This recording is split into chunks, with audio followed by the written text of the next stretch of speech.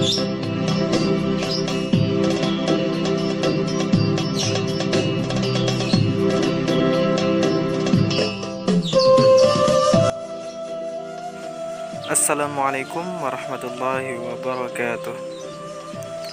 Selamat siang semuanya.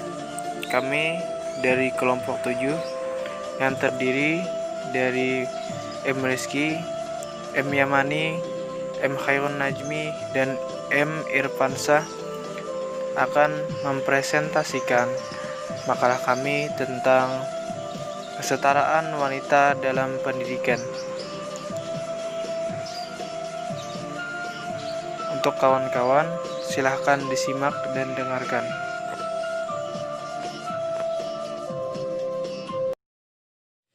Bismillahirrahmanirrahim. Pengertian gender. Kata gender secara etimologis dalam bahasa Indonesia berasal dari bahasa Inggris, yaitu gender. Apabila dilihat dari kamus bahasa Inggris, tidak secara jelas dibedakan pengertian antara seks dan gender. Seringkali gender disamakan pengertiannya dengan seks atau jenis kelamin antara laki-laki dan perempuan. Kemudian secara terminologis, gender adalah suatu konstruksi atau bentuk sosial yang sebenarnya bukan bawaan lahir, sehingga secara implementasinya di lapangan dapat dibentuk atau diubah tergantung dari tempat atau wilayah, waktu, kultural, dan status sosial. Kemudian konsep kesetaraan gender dalam Al-Quran. Ajaran Islam mengamanahkan manusia untuk memperhatikan konsep keseimbangan, keserasian, keselarasan, keutuhan dengan sesama umat manusia maupun lingkungan alamnya. Persamaan hak antara perempuan dan laki-laki hanya ditentukan oleh tingkat ketakwaan dan kepatuhan kepada Sang Khalik.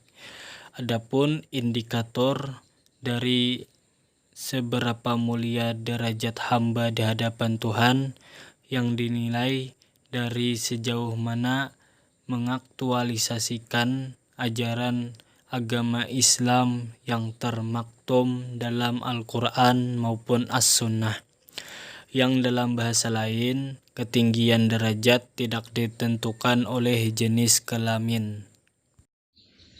Eksistensi wanita. Pengertian perempuan dalam Islam. Fakta sejarah menjelaskan bahwa perempuan adalah kelompok yang sangat diuntungkan oleh kehadiran Muhammad SAW. Nabi mengajarkan keseharusan merayakan kelahiran bayi perempuan di tengah tradisi Arab yang memandang aib kelahiran bayi perempuan. Selanjutnya, kedudukan perempuan. Berbicara tentang perempuan adalah berbicara tentang transisi yang dibayangkan. Tidak hanya di Indonesia dan tidak hanya di negeri-negeri timur, munculnya gerakan Women's Lib menunjukkan bahwa di bagian dunia yang lebih maju, situasi transisi itu dibayangkan sebagai jalin kaum perempuan. Lewat perjuangan menghapuskan kesenjangan, diinginkan meraih kedudukan setara dengan kedudukan lawan jenisnya. Selanjutnya, peran perempuan dalam Islam. Teori peran ini muncul dan berkembang dalam kerangka ilmu sosial Barat. Walaupun peran ini dipergunakan dalam hal-hal yang lain, baik dalam psikologi maupun ilmu politik, inilah sebab yang membuat keragaman pembatasan konsep ini ketika dipergunakan dalam bidang ilmu pengetahuan tertentu. Yang selanjutnya, kesetaraan wanita dalam pendidikan. Yang pertama, bias wanita dalam pendidikan.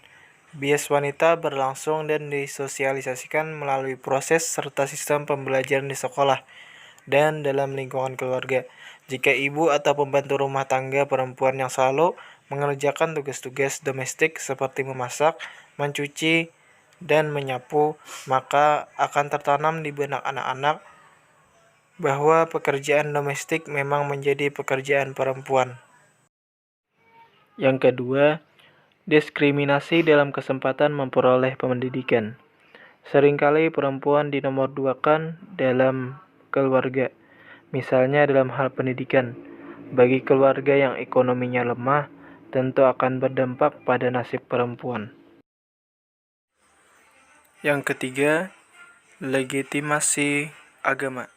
Persoalan ketidakadilan gender ini terkadang dilegitimasi oleh agama. Pemahaman yang tidak secara menyeluruh dari sebagian besar masyarakat mengakibatkan seolah agama memberikan legitimasi mengenai peran dan posisi perempuan yang inferior. Nomor 4, perlu pendidikan alternatif. Ada 3 alasan perlunya pendidikan alternatif bagi perempuan. Pertama, akses perempuan ke dalam dunia pendidikan sangat rendah. Lihat saja data tingkat perempuan yang buta huruf di berbagai wilayah Indonesia selalu lebih tinggi daripada laki-laki. Di sisi lain, jumlah perempuan yang masuk ke setiap level pendidikan di Indonesia justru selalu lebih rendah dari laki-laki. Kedua, pendidikan alternatif penting dikarenakan kurikulum di Indonesia hingga kini masih bias gender. Akibatnya, perempuan kian dirugikan dengan gambaran-gambaran yang stereotip tersebut. Ketiga, pendidikan formal di Indonesia belum dapat menjawab kebutuhan spesifik perempuan. Eksistensi wanita. Pengertian perempuan dalam Islam. Fakta sejarah menjelaskan bahwa perempuan adalah kelompok yang sangat diuntungkan oleh kehadiran Muhammad SAW.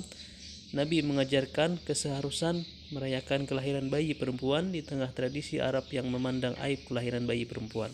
Selanjutnya, kedudukan perempuan. Berbicara tentang perempuan adalah berbicara tentang transisi yang dibayangkan.